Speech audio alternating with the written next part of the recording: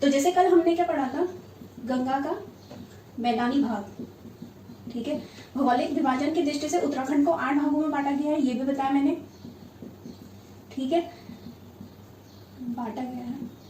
भौगोलिक विभाजन की दृष्टि से जो उत्तराखंड को 8 भागों में बांटा गया है, ये चीजें मैंने आपको बताई है, ठीक है। जैसे गंगा का मैदानी भाग मैंने बता दिया आपको, ठीक है, मैदानी भाग है जो बता दिया मैंने। तो आज हम पढ़ेंगे तराई क्षेत्र, तराई क्षेत्र, ठीक है। आज हम पढ़ेंगे तराई क्षेत्र, ये क्या होता है देखो, ठीक है।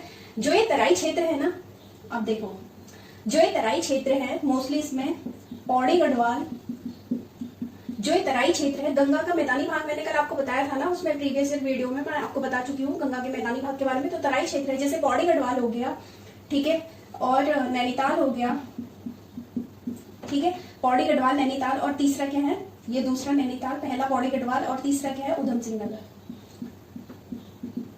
उधम सिंह नगर, ठीक है।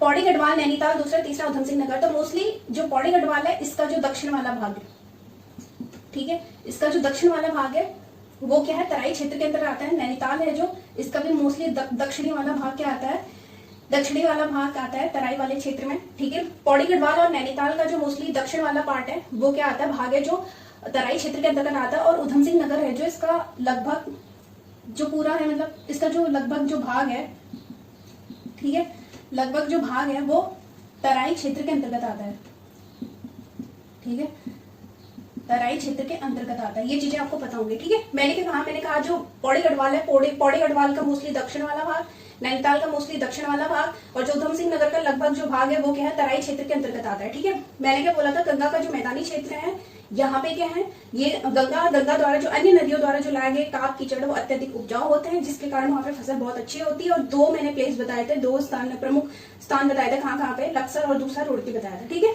और जैसे तराई क्षेत्र में बोली हूँ, पौड़ी गढ़वाल और नैनीताल और उधम सिंह नगर है जो, उसका मोस्टली जो दक्षिण वाला पार्ट है पौड़ी गढ़वाल का, नैनीताल का भी दक्षिण वाला पार्ट हो गया, और उधम सिंह नगर का क्या हो गया, लगभग वाला जो पार्ट है तराई भाग में तराई क्षेत्र के अंतर्गत आता है, ठीक है। आई थिंक आपको ये चीजें पता ही होंगी। नैनीताल की बात करते हैं, ठीक है। नैनीताल में मैंने कहा कि जो दक्षिण, एक क्वेश्चन आ रहा है मेरे माइंड में, मैं बता रही हूँ आपको, ठीक है, मतलब कुछ कॉन्सेप्ट आ रहे हैं जो मैं आपको समझाना चाहती हूँ। नैनीताल ये दक्षिण, ये पश्चिम वाला भाग हो गया, यहाँ मैंने पूर्व कर लिया, और यहाँ उत्तर, ठीक है। तो मैंने कहा नैनीताल का जो दक्षिण वाला भाग है वो तराई क्षेत्र के अंतर्गत आता है, ठीक है। अब देखो, नैनीताल का मोस्टली जो नैनीताल का जो दक्षिण वाला भाग है वो तराई क्षेत्र के अंदर आता है, ठीक है। और जो मध्य वाला भाग है, जैसे मध्य हो गया ना, मिड, तो मध्य भाग किस में आता है, शिवालिक हिमालय के अंतर्गत आता है, ठीक है। और नैनीताल जो है लघु एवं मध्य हिमालय के बीच में भी अंतर्गत आता है, ठीक है, अंतर्गत आता है।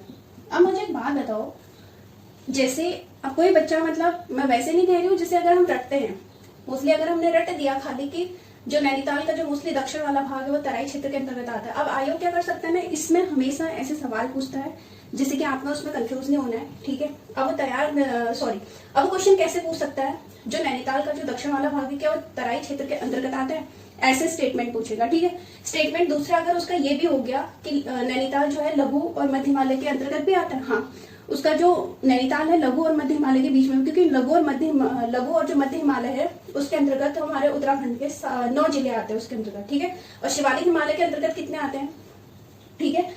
लघु हिमालय यानी जो मध्य हिमालय है इसके अंतर्गत हमारा जो उत्तराखंड है, उत्तराखंड के कितने 9 जिले आते हैं, ठीक है। अब उनमें से एक नैनीताल भी है, ठीक है। और जो शिवालिक हिमालय है उसमें हमारे उत्तराखंड के कितने जिले आते हैं, 7 जिले आते हैं। उसमें से एक जो नैनीताल का जो मध्यवर्ती भाग है वो भी आता है, ठीक है। और जो तराई वाला क्षेत्र है, नैनीताल का जो दक्षिण वाला भाग है वो तराई क्षेत्र के अंतर्गत आता है, ठीक है। ये सारी चीजें बुक में लिखी हैं, परीक्षा वाणी में ही लिखी हुई है, ठीक है। आप उसको क्या कर सकते हो अच्छे से, बस कॉन्सेप्ट को समझना आपके उसमें है, मतलब कि आप कैसे समझ सकते हो, ठीक है। तो मैं क्या कह रही हूँ, आयोग हमेशा स्टेटमेंट में सवाल देता है तो आएगा इनमें से 2 सही हैं, इनमें से 3 सही है, इनमें से 1 गलत है, कुछ भी वो ऑप्शन दे सकता है ऐसे, ठीक है। तो इसलिए आपको कंफ्यूज नहीं होना, अच्छे से कॉन्सेप्ट को समझना है, ठीक है। मतलब मैं कह रही हूँ कि तराई के दक्षिण वाला भाग, जो मध्यवर्ती भाग है जो नैनीताल का, वो शिवालिक के अंतर्गत आता है, ठीक है। और जो मध्य और लघु हिमालय, उनमें से जो 9 जिले, उनमें से एक नैनीताल का नाम भी है, ठीक है। और जो नैनीताल का जो मोस्टली दक्षिण वाला भाग है वो तराई क्षेत्र के अंतर्गत आता है, ठीक है। कहीं कहीं ना भाबर के अंतर्गत भी आता है, भाबर का क्षेत्र भी है शायद कुछ कुछ, ठीक है। वो मुझे उतना पता नहीं है, लेकिन है शायद कुछ कुछ। तो ऐसे करके पढ़ोगे तो आपको ज्यादा समझ में आएगा, ठीक है। अब हम कहाँ पे थे, जैसे ये चीजें मैंने आपको एक्स्ट्रा बता दी है, ठीक है।